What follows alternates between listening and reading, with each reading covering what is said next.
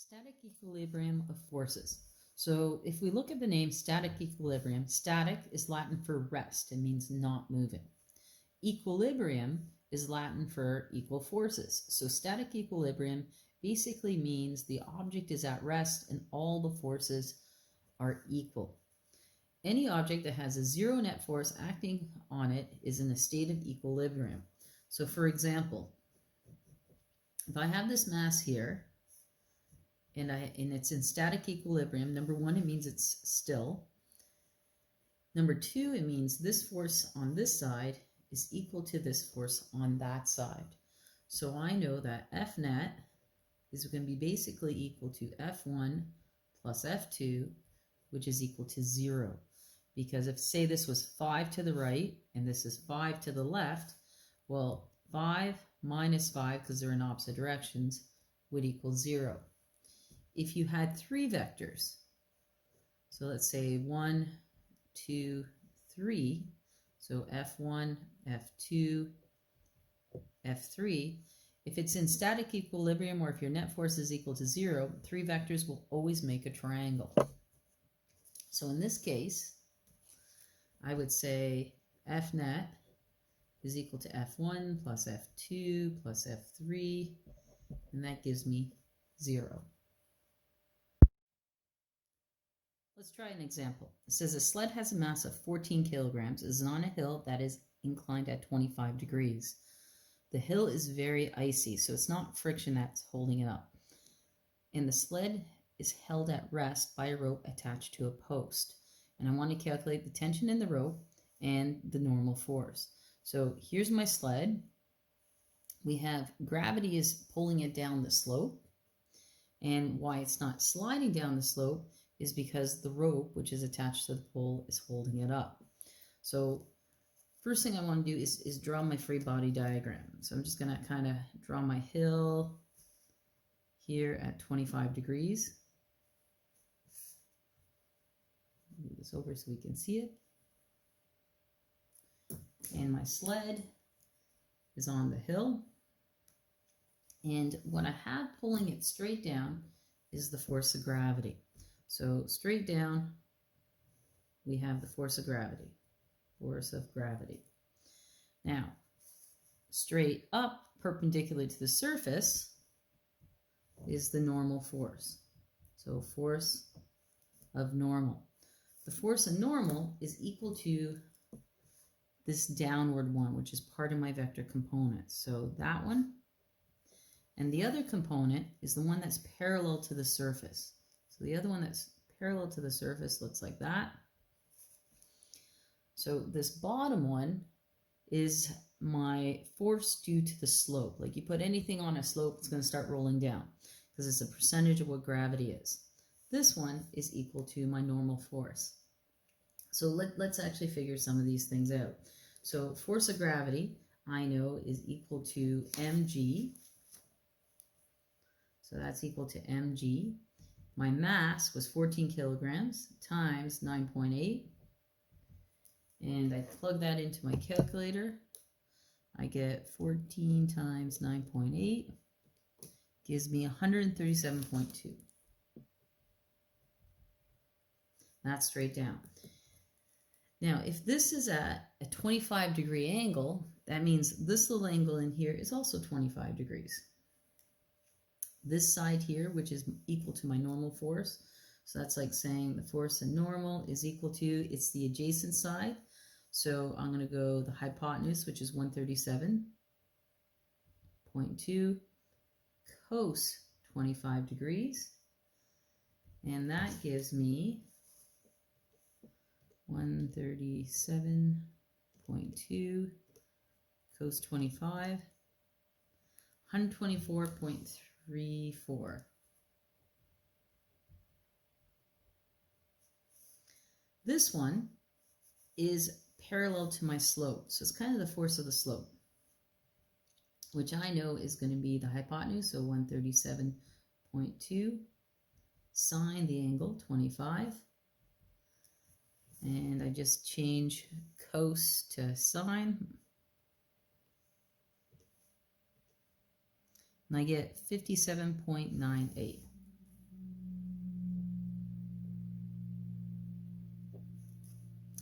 All right, so let's look at my forces. If it's in equilibrium, that means the force down the slope, that's the force on my slope, is equal to the upward force holding it up, and that happens to be the tension force, the force of tension. So I know, because it's in equilibrium, that these two forces, when I add them together, they're going to equal 0 because one's in the opposite direction. Or I could just simply say the magnitude of this one is equal to the magnitude of that one. So if I want the tension force, I know that the force of that slope is equal to the force of tension, which is equal to, right here, 57.98. We need to round to the proper number of significant digits, which is 2, so 58 newtons. In B part, it says calculate the normal force. Well, I know the normal force is always going to be equal to this component. So in B part, we know that the force of normal is equal to this one here, which was just 124.34.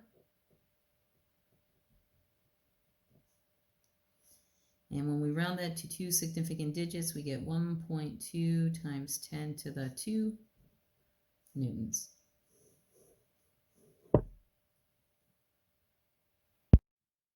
Example 2. A load of 250 kilograms is supported by 2 steel cables as shown in the diagram. Find the tension in the cables. So what we have here is a load of 250, and there's cable 1 and cable 2. So I'm going to label this as just force 1 for the tension in the first one, and I'm going to call this one force 2 for the tension in the second one. The angles here are 62 and 28. So I'm going to draw like a nice big free body diagram that kind of describes all this. So in the center, I have my mass, which is 250 kilograms. And I know pulling straight down, with this little high, is the force of gravity. So the force of gravity is equal to mg. So we have force of gravity is equal to mg. So 250 times 9.8, and that gives me 2,450. Now, holding this up are actually 2 different cables. So the first cable is going off on an angle at the top of 62 degrees. And the other cable looks like this. And this one at the top is 28.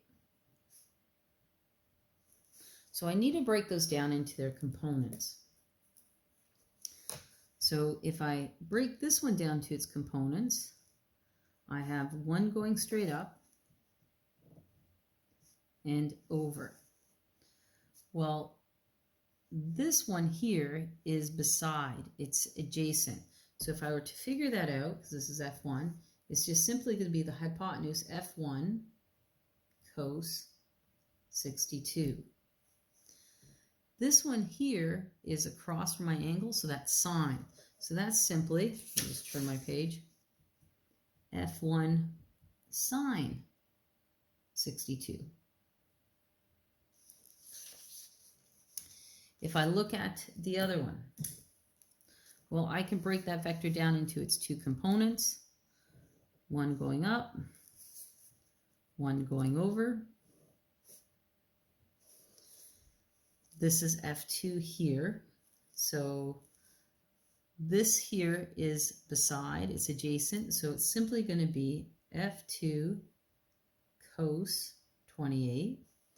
And this one is going to be F2 sine 28. Now, let's think about that equilibrium part. So equilibrium means it's stationary and the forces are balanced. And I need to look at both the horizontal and the vertical directions. So In the horizontal direction, I only have this vector to one side and this vector to the other side. So that means this green one here, which is the F1 cos 62, is actually equal to F2 cos 28. Those two things are actually equal. So I'm going to write that down. So I know that in the horizontal direction, that F1 cos 62 is equal to F2 cos 28. I can simplify this a little bit more. Cos 62, I could just punch that into my calculator. When I do, I get 0.47.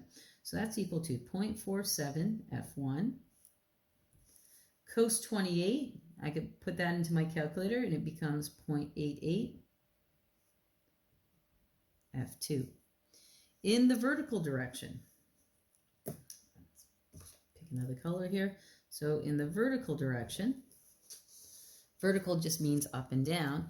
Well, it's stationary. It's not floating up. It's not crashing to the ground, which means the magnitude of the downward force is equal to this green one and this red one added together. So again, because it's stationary, it means if I added this one plus this one plus this one, it equals 0. But if I'm just looking at the magnitude, the green plus the red adds to give me the FG. So let's write that down. So the green one was F1 sine 62 plus the red one, which was F2 sine 28. That gives me my force of gravity, which I know I can plug that number in. So let's simplify this a little bit. Again, sine 62 is a number I can actually punch that into my calculator, and that's, let me just punch it in. So sine 62 is 0.88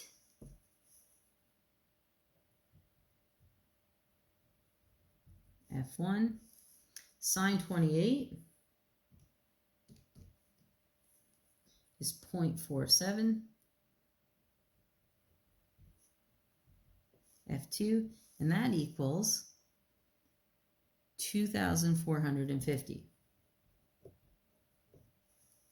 Well, now I got two equations and two unknowns. So I have this equation and this unknown. What I like to do is use substitution. I like solving this for one of the variables and plug it into the other one. So I'm going to do exactly that.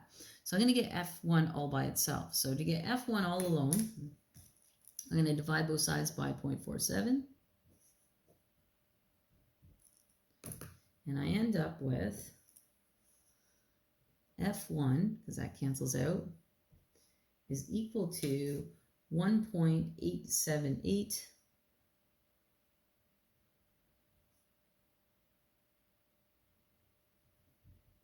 F2.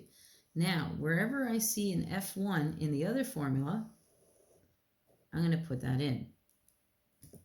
So let's simplify this formula now. So I have 0.88.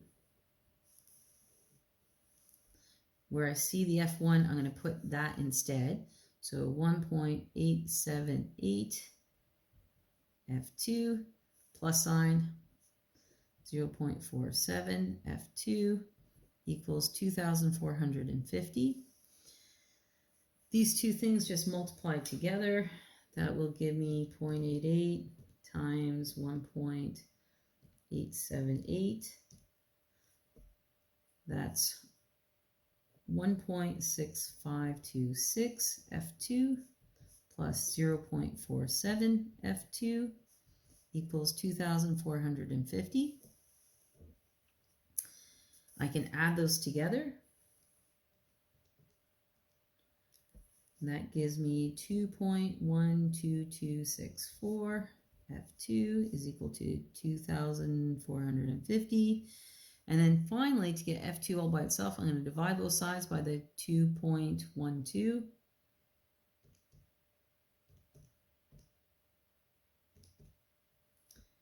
And that gives me F2 is equal to 1,154.22 newtons. I need to actually round to the proper number of significant digits. So when I look at my question, I had 2 significant digits in everything. So I'm going to round this to 1.2 times 10 to the 3. So there's my F2. I still need to calculate F1. Well, I have a formula over here for F1. I know F1 is equal to 1.878 F2, so I can use that formula. I'm running out of space, so I'm just going to do it on the side. So I know that F1 is equal to 1.878 F2. So plug it in. And when you're doing this, always use the unrounded numbers.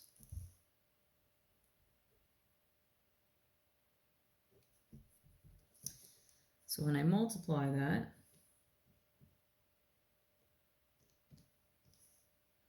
I end up with 2,167.6 newtons.